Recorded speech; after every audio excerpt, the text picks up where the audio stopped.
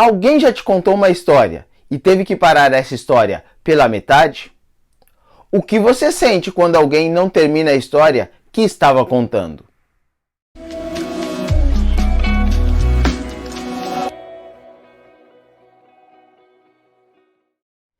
É interessante notar que Senaqueribe era um grande historiador, na verdade, um grande contador de história. No seu palácio, chamado de Sem Rival, ele colocava figuras, retratando toda a história do seu reinado.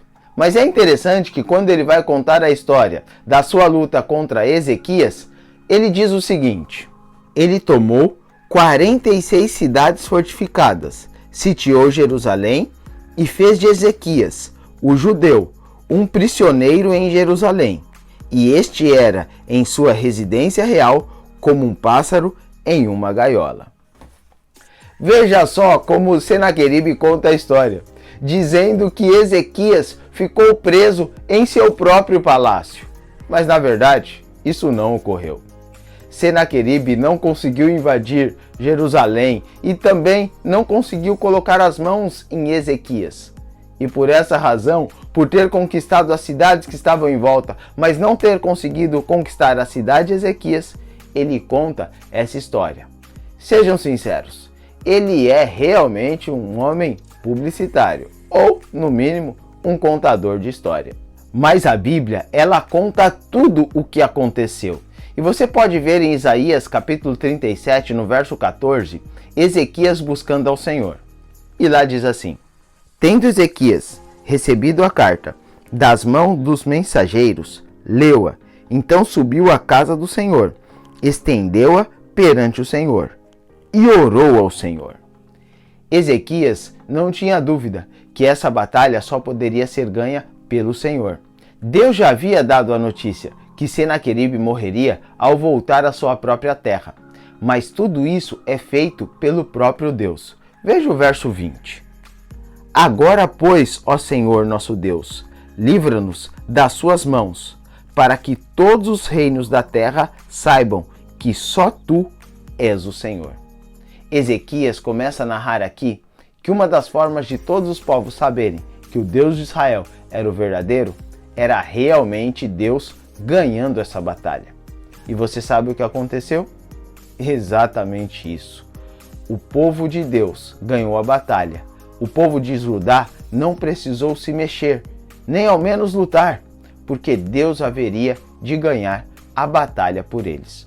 O verso 21 e 22 narra algo interessante. Diz assim: então Isaías, filho de Amós, mandou dizer a Ezequias: assim diz o Senhor, o Deus de Israel, visto que me pedistes acerca de Senaqueribe, rei da Síria.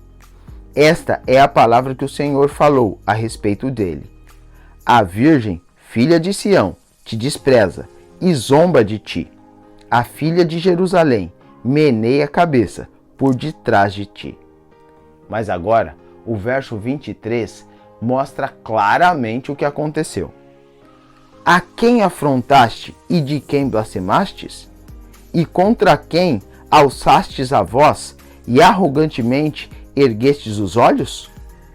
Contra o Santo de Israel. Percebe? Senaqueribe não estava zombando apenas de um povo. Ele estava zombando do Deus desse povo. Ou seja, o Deus verdadeiro, o Deus Altíssimo. Você sabe, de Deus não se brinca. Devemos ser honestos e fiéis a Ele. Ao orar, devemos entregar a Ele todos os nossos problemas, todas as nossas batalhas, assim como foi Ezequias. E o verso 36 deixa bem claro como foi que eles ganharam essa batalha. Então saiu o anjo do Senhor e feriu no arraial dos assírios a 185.000. E quando se levantaram os restantes pela manhã, eis que todos estes eram cadáveres. Retirou-se, pois, Senaqueribe, rei da Síria, e se foi, voltou e ficou em Nínive. Sucedeu que, estando ele a adorar na casa de Nisroque, seu deus, Adrameleque e Sarezer, seus filhos, o feriram à espada e fugiram para a terra de Ararate. E Esar-Hadom, seu filho, reinou em seu lugar. Que morte trágica, não? É exatamente esta a continuação da história. Esta foi a morte de Senaqueribe. Este foi o seu fim. Sabe que a continuação da história que nós estamos vivendo, ela ainda não ocorreu, mas vai ocorrer. Todos os inimigos de Deus serão destruídos e todos aqueles que se entregaram a Deus terão a vitória. A pergunta é: qual será o fim da sua história? Os fiéis viverão para sempre. Os infiéis morrerão. Qual lado você escolhe? Hoje podemos escolher o nosso futuro. A história continua. Basta sabermos como ela será contada em nossa própria vida.